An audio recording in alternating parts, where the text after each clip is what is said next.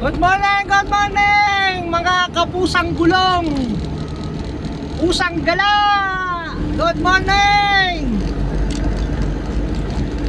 Ito po, nabaybay natin ang Maliko Road, Maliko. Maliko, Nueva Vizcaya. Tignan nyo naman ang kalsada, hindi na tunuwi, hindi na tumuwid. Liko na lang ako ng liko, kaya pala pinangalan nitong Maliko. Puro liko ng liko, masabulate ang kalsada rito mga kapusang pusang gala, malabulate, maliko-liko. Kaya po Maliko ang pangalan ng lugar na ito. Pero maganda po, maganda dito, magandang view. At kaunti lang din ang mga dumadaan dito. Ilan pa lang ang nakakaalam. Yan, meron pong under maintenance road. Dati parang malabo ang ating yan minaw. Liko na naman. Talaga pagka nalingat ka rito, diretso ka. Ito gustong humataw.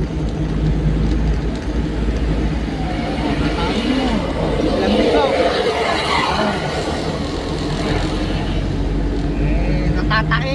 Sige na, paunahin na natin. Pero maliko po talaga. Talagang napakaliko-liko ng mga daanan dito. At isa pa ay pataas. Ano, iiyak ang makina ni ay lang pala yun, tambutso na high ace.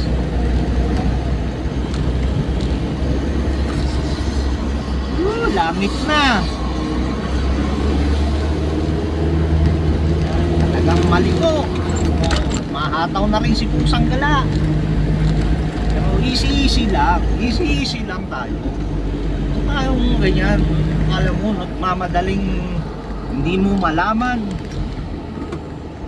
na-edge na siya. Maganda po ang tanawin dito. Dinaig pa Baguio.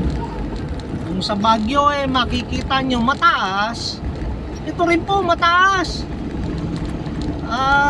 So halos magkatapat na yung ulap. Pero hindi po bubong.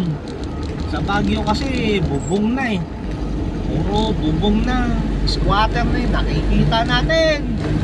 Dito po makikita natin mga squatter na na puno.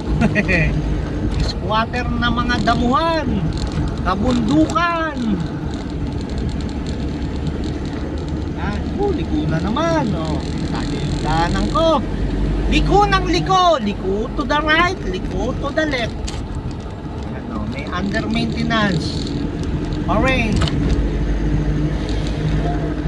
Naayos po nila kasi madalas mag landslide dahil matarik ang na to. Matarik